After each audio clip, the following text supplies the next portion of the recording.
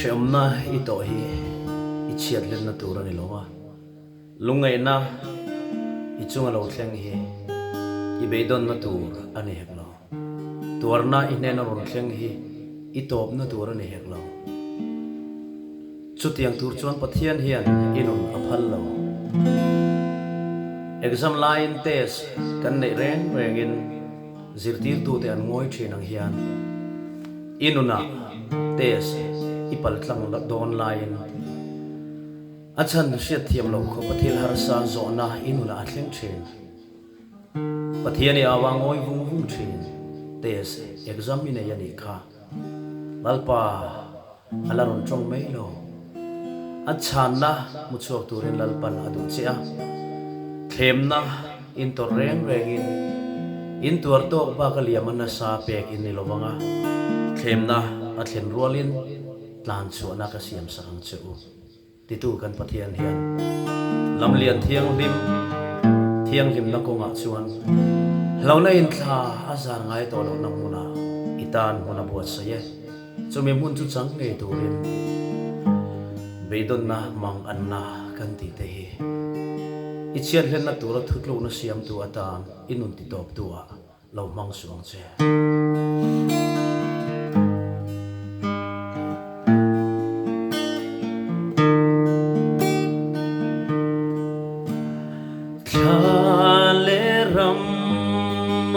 chu loma khate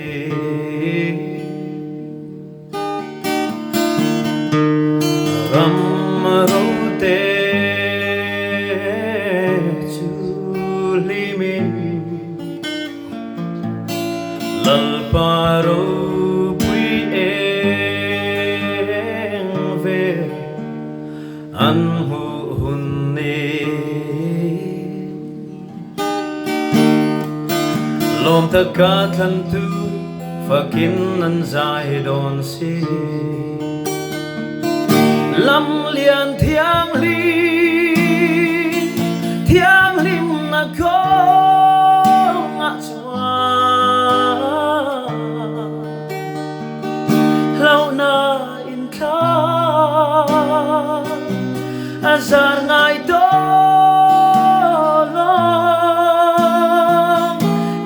ten ne na la sa zai vori zion klang kho pui moi kan keng don si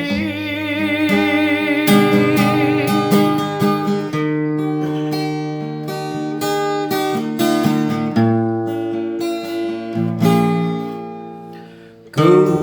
tap low that you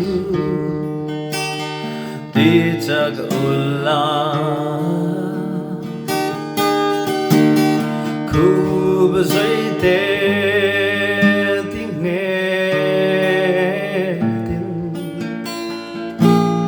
wai sin tak le cha takin lo om ulla ne na chulal pan kanta na tiam to si lam lian thiang lim na ko nga chua lau na in kha azar ngai do lo kan ten ne na zai vori zion klang kho pui moi kan keng don si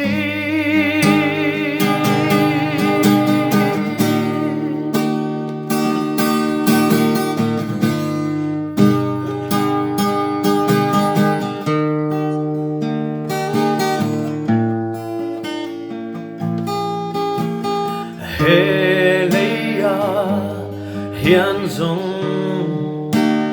sual ran liani lal param lak min dalchi Isin nande naro Pui Nei tu kan Ngeta ka dingin ne na ipuang zelang lam lian thiang lim na ko nga chua lâu na in tha azar ngai do lo lần tên na la sa sai vori Zion tlang ko pui moi kan theng dong si lam lian thiang lim na go nga chua lâu na in tha azar ngai to lo tlan tên ne na lan sa azai vori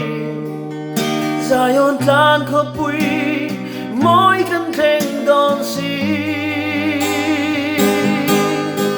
Zion tlan ko pui moi kan theng don si